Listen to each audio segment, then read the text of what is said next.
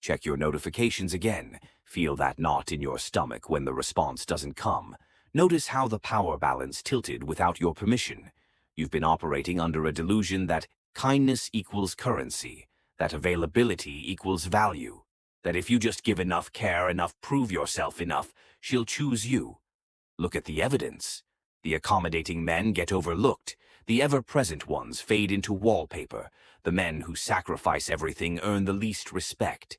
Nature rewards scarcity. Psychology craves uncertainty. Attraction doesn't bloom in safety, it ignites intention. Niccolò Machiavelli decoded human nature 5 centuries ago, truths that modern romance tries to bury. He recognized that people are self-interested, changeable, prone to deception.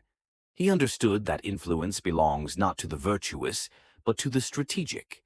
You're here because you're exhausted from the passenger seat of your own romantic life, tired of confusion, indirect communication, emotional chess games. You want to understand why certain men command effortless attention while you labor for scraps. The answer isn't your appearance or bank account, it's your psychological foundation. In the next 20 minutes, we'll dismantle the myths you've swallowed about women, romance, and connection. We'll apply ruthless Machiavellian strategy to the chaos of modern dating. I'm handing you 7 psychological frameworks, not pickup tactics. Fundamental reality shifts. Once you internalize these, manipulation becomes impossible against you. Fair warning, once you perceive the mechanics of influence, you can't unlearn them. You'll recognize the patterns in everyone. If you're ready to stop chasing and become worth chasing, let's dissect where you went wrong. Law 1. The scarcity principle. Air only becomes valuable when you're suffocating. You are currently atmospheric everywhere, abundant, free, instant replies, perpetual availability schedule, cleared at the faintest signal of interest. You think this demonstrates commitment. It broadcasts worthlessness. Machiavelli observed that familiarity breeds contempt. The more visible a leader becomes, the less fear and reverence he commands. Attraction operates identically. Constant presence eliminates the brain's most powerful catalyst, imagination. Your absence creates space where her mind constructs a version of you far more compelling than reality. She wonders where you are, who you're with, whether she crosses your mind. In that uncertainty, she becomes captivated. But you suffocate that process with your omnipresence. Mastering strategic withdrawal doesn't mean toxic ghosting. It means prioritizing your mission over her attention. When you're genuinely occupied building your empire, training, your body sharpening your skills, your unavailability isn't manipulation. It's a natural consequence of actual value. Women instinctively distinguish between men pretending to be busy for her sake and men genuinely constructing lives larger than romance. The former is a fraud, the latter is formidable. Become comfortable in silence when she takes hours to respond. The old version of you panicked and double-texted. The evolved you sets down the phone and returns to work. You don't weaponize silence, you simply don't reward her with anxiety. Humans are wired to pursue what retreats. If you constantly advance toward her, you force her to withdraw, just to maintain equilibrium. Stop chasing, root yourself in purpose, turn toward your goals. Watch how quickly she reorients to follow. Drop this in the comments. If you understand my absence holds value. Law 2. Strategic inconsistency. The human brain craves patterns but grows bored by them. If slot machines paid out every pull, you'd play 10 minutes, collect your winnings, and leave. But they don't. Random reinforcement, occasional wins. Frequent losses, near misses, spikes dopamine to cocaine. Level intensity, this mechanism called intermittent reinforcement, creates the strongest behavioral addiction. Psychology has documented. Most men are predictable, predictably agreeable, predictably reactive, predictably insecure. She knows exactly which buttons trigger which responses. You're a book she's already finished. Why reread? Machiavelli counseled princes to embody both lion and fox, powerful yet cunning, strong yet elusive. You need both. Disrupt your behavioral patterns. If you're typically stoic, surprise her with raw poetic intensity.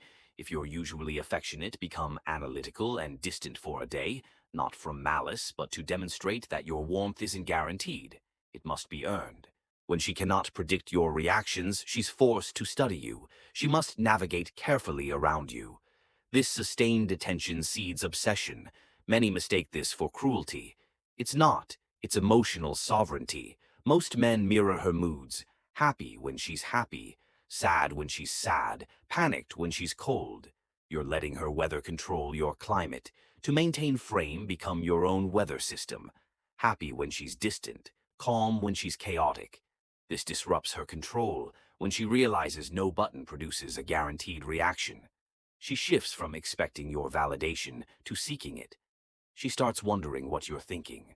Once a woman asks herself that question, you've won. Law 3. The mirror technique. We're all narcissists, self-interested by design. Machiavelli knew that controlling people doesn't require stating your desires. It requires reflecting theirs. And what does she desire most? To be seen, understood, to be the protagonist of her own story. Most men attempt to impress by monologuing about themselves, careers, possessions, achievements. They believe they're demonstrating value. They're demonstrating insecurity. They're begging, please validate me. The strategic approach inverts this. Become the mirror. Speak less. Listen with predatory focus. Ask questions nobody else asks. Peel back her psychological layers. Why do you really do that? What actually frightens you?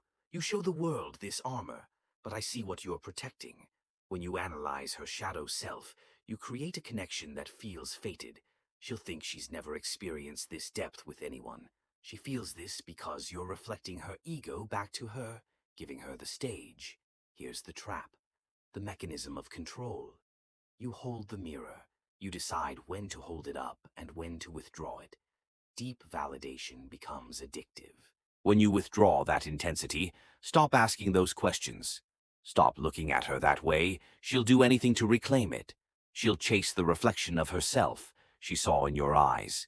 Use this carefully. Don't flatter her appearance. Every man does that. Validate her effort. Validate her darkness. Validate what she hides from everyone else. Make her feel exposed yet safe. That's psychological intimacy, and it's stronger than steel. Law 4. Equal ground. Your operating system contains a fatal error. You've been programmed by culture, media, maternal influence to view women as goddesses, pure, perfect beings requiring worship. This pedestal effect repels high-value women. If you treat her like a celebrity, she'll treat you like a fan. Fans don't sleep with celebrities. Fans pay for tickets, wait in lines, watch from the stands. Machiavelli taught that princes must perceive reality exactly as it exists, not as they wish it to be. See her as she is, human, flawed, insecure, prone to poor decisions. She has morning breath and uses the bathroom. When you look at her with worshipful eyes, she senses your perceived inferiority. Women are hypergamous. They select equal or higher status, never lower. By elevating her above you, you signal I'm beneath you. To control the dynamic, destroy the pedestal, meet her with level eyes, be willing to disagree, call out poor behavior, tease her, challenge her, mock her gently. When a beautiful woman encounters constant agreement and stammering, the man who says, I think you're mistaken, shocks her system. It signals you're unintimidated by her appearance. It demonstrates you value your truth over her approval. This is respect. She cannot respect someone she tramples. She cannot love someone she doesn't respect. Removing the pedestal actually enables her to love you. You're inviting her to reality where genuine connection exists. Stop apologizing for existing. Stop forcing laughter at unfunny jokes. Stop endorsing opinions you find stupid. Be authentic. Be ruthless with your standards.